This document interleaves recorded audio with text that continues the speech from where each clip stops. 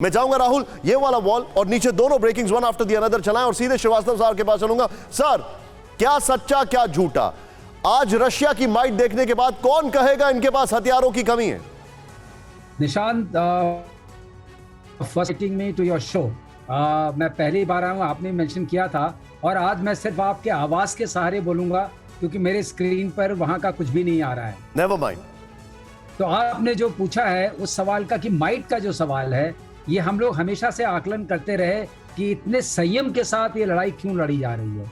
शक्ति तो है रशिया के पास, लेकिन उन्होंने अपनी पूरी शक्ति को इसमें झोंका नहीं है।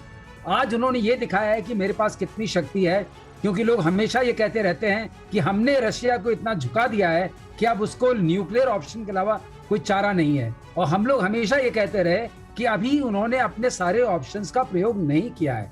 तो अगर इन सब बातों को ध्यान दें, रशिया के पास अभी सामरिक शक्ति का जहां तक सवाल है वो बहुत प्रचुर मात्रा में है, उसका प्रयोग नहीं किया गया है। अभी तक मिलिट्री ऑपरेशन तक ही नाम रखा है, स्पेशल मिलिट्री ऑपरेशन। आज जो हमें उम्मीद थी, जो हम सबको छोटी मोटी उम्मीद थी कि वो अपनी विक्ट्री डे पर विक्ट्री तो नहीं कहेंगे, लेकिन शायद ये घोषणा करेंगे कि ये हमारे लिए भी वॉर है जो नहीं की गई। इसका मैं अगर जोड़ने की कोशिश करता हूं तो मुझे लगता है इसका गुटरेस की विजिट के साथ जरूर कोई रिश्ता है। और कल शाम को खबर आई थी। सर, मैं आपको रोक रहा हूं, मेरे पास एक बहुत बड़ी इंफॉर्मेशन आ रही है। विवेक वाजपेयी मेरे सहयोगी, ये व्यक्ति जहां जाते हैं अपने आप में खतरनाक कवरेज करके आते हैं। बहुत बड़ी खबर, और विवेक उस स्पॉट पर मौजूद है। ओडिशा में 4 मिसाइलों से रूसी सेना पर बड़ा हमला, इस वक्त की बड़ी खबर। ओडिशा एंटीशिप क्रूज मिसाइल से किया गया हमला।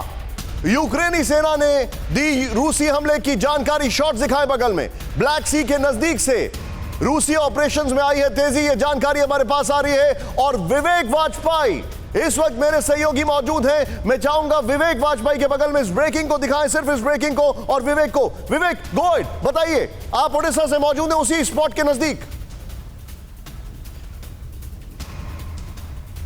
बिल्कुल निशांत, पहले मैं आपको ब्लैक सी दिखाता हूं कि ये ब्लैक सी है जिसका जिक्र आपने किया, और इससे कुछ नॉटिकल माइल्स की दूरी पर रूस की आर्मी है, उस पर अटैक किया गया है। और अटैक क्यों किया गया इसकी वजह मैं आपको दिखाता हूं निशांत। ये आप मेरे पीछे देखिए, ये ओडिशा का 4 स्टार होटल है ग्रैंड पिनाइड। इस पर आज रात में रॉकेट अटैक करके इसको कैसे पूरी तरीके से तहस नहस कर दिया है। पूरी बिल्डिंग जमींदोज हो गई और इसके आसपास की जो इमारतें हैं उनके भी कांच मुझे टूटे यहाँ पे दिखाई दे रहे हैं। पूरी बिल्डिंग निशांत जमींदोज, ये न केवल जमींदोज हुई बल्कि आसपास की बिल्डिंगों को भी बहुत नुकसान पहुँचा है।